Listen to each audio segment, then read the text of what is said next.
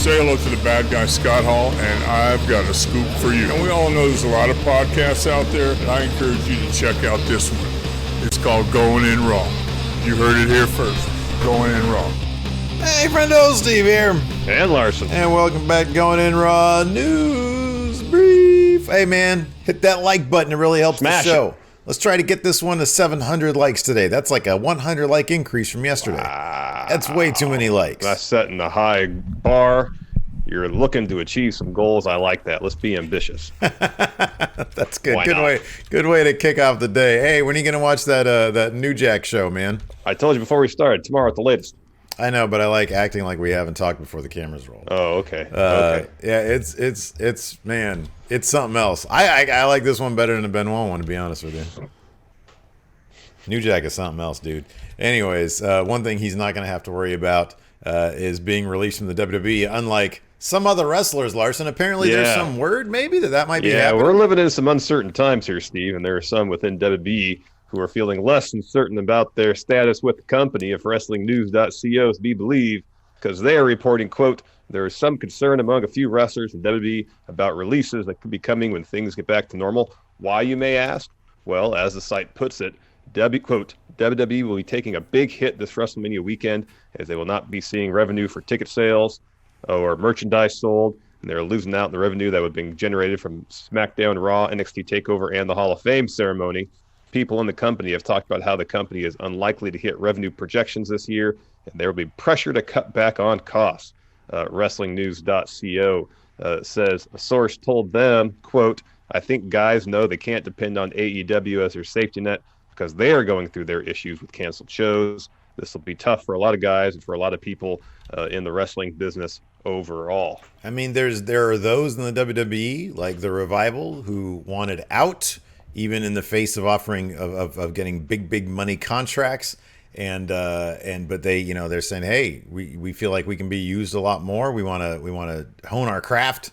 And then there are those who probably just enjoy the paycheck, and now they're worried about their jobs, and they have every right to be, because this is scary times. And you know, I've been saying this recently, man. The WWE's financial structure, their financial backbone, really does not seem to be, besides the TV cable stuff, which is solid for the next 4 years. The Saudi Arabia deal. You know, it just, their stock price is plummeting. I don't know, man. I'm not sure they're going to be signing up every single talent like they did for that year-long span. Done for the next year or two for sure. And then, this is a huge hit right here. Yeah, it definitely seems like the foundation of WWE as a company is not on the most solid ground. Granted, they got the TV deals, which is a decent base, but everything else just seems like it's patched together with duct tape and whatnot. And if one of those other things falls out of place, you're going to see a pretty huge ripple effect. I mean, they're not going to go out of business. As I said, they got the TV deals, but it could be a scenario in the near future where there's a number of talents who are given their release because WWE is trying to relieve some financial pressure on themselves. Well, one thing you also have to consider, though, is the balancing act of, I mean, I can totally understand that point of view where it's like they're thinking, oh man, they're going to have to, you know, tighten their purse strings a little bit. At the same time, there has been a lot of reports, and not just reports, it's happening. WWE's been selling a lot of their back catalog, or big parts of their back catalog, to places like Fox and ESPN with these, you know, so that they can rerun classic content, because they're out of content to run because there's no sports, and they're like, you know, we don't want to run simulated NASCAR races all day. And so that, you would think, might be the balancing. It's like they're going to lose a bunch of money from WrestleMania not happening, and I know it's a lot of money, but at the same time, you know, the revenue they might be bringing in. Now, I wonder how much of that revenue would be then kicked to the talent whose deals might be predicated on them being there at those shows. It's just that's going to be there to shore up the WWE's money. Yeah, it seems like whatever windfall they might make from airing WrestleMania on ESPN, which they've done pretty well. But I think the first... It's been like 700,000, 800,000. Yeah, 800,000. So, but I think the first run of those shows, they probably wouldn't get a deal commensurate with the numbers it eventually drew, if you know what I mean. Yeah. It's subsequent deals, maybe. But I would suspect, since WrestleMania is such a massive financial windfall for the company all around, I would be shocked if whatever money they're recouping from, selling aspects of their back catalog is not going directly towards that. There was a thing a week ago that Vince did some stock sale to raise like $86 million, Yeah. which was less than the value of the stock he sold. Yeah. Like, he hit about $30 million with the arrangement of how he sold that stock. So there might be some current concerns internally at WWE that they might be a little short on cash in the near future, hence that deal. Yeah. So I don't know. I mean, definitely the days are done of them paying talent huge deals just to stay at home. You would think so, and that feels like it was just a couple weeks ago. I know. It feels like it was just yesterday that was happening. So yeah, again, it's going to be another interesting, 6-month period, especially in the immediate, and then long term, who knows what's going forward. But of course, AEW, they're going to have their own issues. Apparently, they're according to the friendo Lindsay Desatel, noticed and then let us know that Sammy Guevara's Instagram stories or feeds or whatever are in Texas, which currently does not have a shelter-in-place order, although there is pressure on the governor to issue such an order. And so it could be that AEW is going to be running from there. I believe Sammy lives in Texas, too. Okay, cool. I think he's from the Houston area. Planet Houston. So yeah, that's all interesting stuff. How all this Rona stuff is going to end up impacting the wrestling industry. Time will tell, but it might be a little while before we really get the full picture on that one. True. In terms of somebody who probably is not going to be released from the WWE. In fact, the opposite. She's probably going to be re-signing soon. Ronda Rousey. And I see that you're there getting the scoop. Move your big head so we can say, there she is. Of course, with her husband, Travis Brown. She's on the ranch. She's a proponent of self-sustainability. So get like some big containers to catch her that rainwater, and then just drink the rainwater.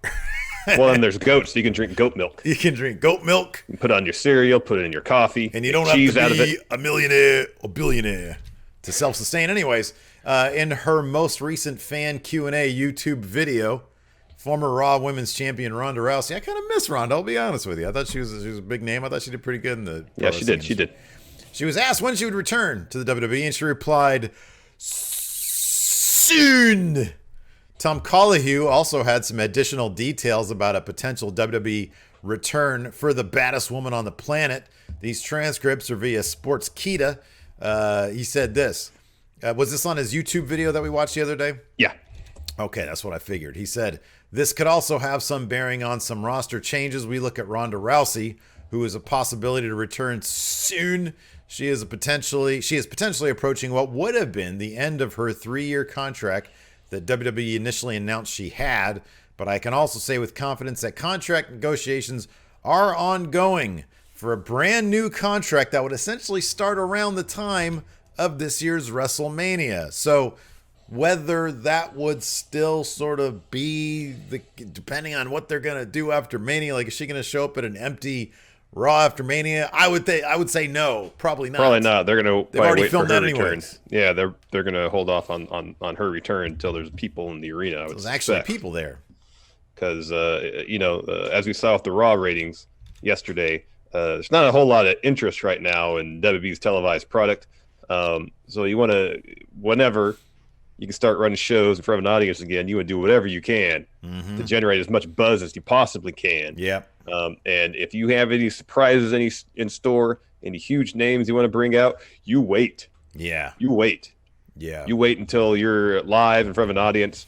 You're on the road, hopefully, probably to SummerSlam, and then you have Ronda come back. Yep. So also in the news, this is actually revealed on AEW's Dark. We have the first half of the TNT Championship Tournament bracket as follows. Larson, why don't you see what we got so far? First side, 4 competitors. 2 opening round matchups are as follows. Cody, he's in this tournament. Yeah. Versus Shawn Spears. This is a title he can fight for. There you go. And then Darby Allin versus Sami Guevara. So, of course, the tournament is set to kick off in 1 week's time on the April 8th edition of Dynamite. And apparently they're going to unveil the second half of the bracket on tonight's show. This is going to be a huge. I have two things to say here. This is going to be a huge tournament for Sami Guevara. He's got to be one of the. Yeah, the only people I kind of don't want to win on this side, to be honest with you, is Cody and Darby Allin. Darby Allin, I think the belt seems too cheesy for him. His TNT championship. He doesn't need a belt. No, it seems like unless it's the top title, he doesn't need a belt. Yeah. Cody's too big for it also. How great would it be if for Sean Spears? Like, that'd be awesome. Sami Guevara already has the inner circle. He's already he's the buzz of AEW if you're not talking about Darby Allin. Sami Guevara, everybody acknowledges doing great work. But how great would it be for a guy like Sean Spears to establish himself as a top type heel of the mid card, of the upper mid card heel by getting that title and doing something cool with it? Yeah, I think that'd be fantastic. Yeah, and I think it's especially if they want Darby to have a title, it would probably be best for him to have to chase for it. Yeah. My second point about this is I kind of wish they would have held off on this tournament, man. That's next week that this thing's going to start. The people just putting each other's hands on each other's faces. There's this whole zeitgeist around stay at home, save lives kind of thing. Yeah. I don't know, man. I kind of feel like it's not a great. Just cancel all the wrestling. It just doesn't look great. Doesn't look great. I'm in complete agreement with you. I mean, this is our livelihood. This is what we enjoy. Maybe one of the things we enjoy most in life is professional wrestling. However, I mean, we got to be taking necessary precautions. One thing I love in life also is when my dog isn't barking during a news brief. Yeah. So I don't know, man. This is one of the things you run into working from home, man. You got to embrace these challenges. Exactly. I mean, my dog comes on in here during the middle of Matt chat, starts barking at me because she wants something, wants to go outside, wants some food, wants some pets. I don't know, but she comes click-clacking in here on our laminate floor. It's just barking at me. Happens all the time. You just got to embrace it. I mean, I'm not going to embrace it. I'm going to begrudgingly accept it. How about that? Let's see here. We got an AEW preview and an NXT preview. And of course, on today's Friend of Club TV, we'll be booking these shows. Yeah, and GTA 5 is working again, man. So I'm going to be playing some GTA 5 while I'm booking these shows. Crap. It gives me the creative juices while I'm out there throwing sticky bombs at people. Dang. And the people love it. Hey, man, if the people didn't love it, I wouldn't do it. I give the people what they want. No, you would just do it because I don't like it. No, I take offense that you think I am that petty of a human being. Yeah, you heard me. How long have I known you? Hey, you know what? I'm going to do the AEW preview. You know why? Because I'm the true AEW fan. I got my AEW shirt on. Good for you. My AEW beanie on. No, it's Daniel Bryan beanie. I know that. You don't know that. Here we go. Go to the docks and then load some cargo. Fresh fish. Fresh fish. All right. Lance Archer debuts tonight in action. Kenny Omega versus Trent Beretta. That'll be a good match. That'll be a really good match. Hopefully Trent doesn't spill coffee on his jacket like he did at StarCast.